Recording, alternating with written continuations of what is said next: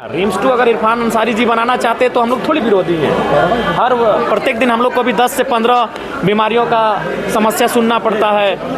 तमाम डॉक्टर से फ़ोन में टेलीफोनिक बात करनी पड़ती है। कई जगह 10,000, 5,000, 20,000, 25,000 रुपये बिल माफ़ करने के लिए फ़ोन करना पड़ता है। तो स्वास्थ्य की समस्याएं आज नंबर 1 पर है इस राज्य में। तो रिम्स 2, 3, 4, 5 सब बने, लेकिन नगरी जो विवादित हो रही है, जहाँ के लोग रजामंदी नहीं है दे रहे हैं, तो वहाँ पुनर्विचार करने की आवश्यकता। तो आप सुझा दीजिए ना कोई जगह, आप बोलेंगे तो हम दे देंगे बहुत सारे। लेकिन देखिए, जैसे हम सुबह ही बात कर रहे थे मंत्री जी से, तो बोला कि नहीं, तुम जो जगह का सुझाव दे रहे हो वो खूंटी में है। खूंटी में सुबह ही हमारे पास एक एप्लीकेशन आया कि विधायक जी बहुत सारा विवाद चल रहा है, तो हमारे वहाँ 400 एकड़ जमीन का अधिग्रहण है, 400 एकड़ जमीन है, तो वहाँ बनाया जाए, यहाँ से 20 किलोमीटर है। कर नहीं, रिम्स 2 तो खैर राजधानी में ही बनेगा।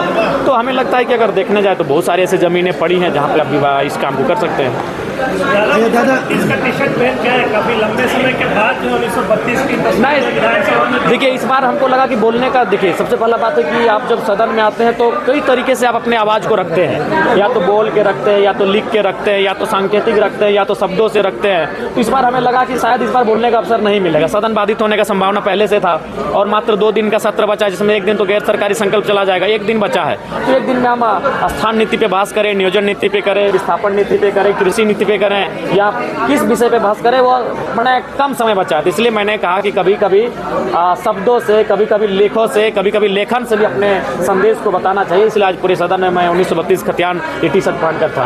1932 को लेकर सरकार बिल में स्थिर हो गया। बिल कहाँ गया? राज्यपाल के पास गया। देखिए, सरकार हर मुद्दे पर स्थिर है। सरकार केवल सरकार के जितने भी अंग में बैठे लोग हैं वो अपने निजी स्वार्थ के लिए अपना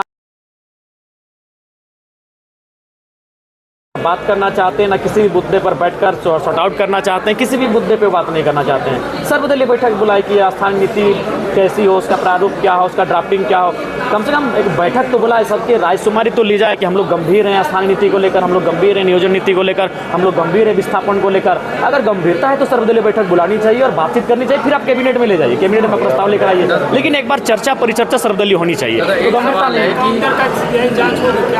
देखिए, राज्य सरकार तो बहुत ही अकड़ के है उसमें। राज्य सरकार उल्टा एक वरिष्ठ नेता उनको अपराधी बना रहे हैं। अरे भाई, अगर ऐसे अपराधी बोलने गए हैं मात्र केस हो जाने से, तो राज्य के तमाम आंदोलनकारियों को अपराधी की लिस्ट में लाके खड़ा कर देंगे, तो वो तो बचना से आ रही है, उल्टा वो उनको अपराधी घोषित करने में लगी हुई है।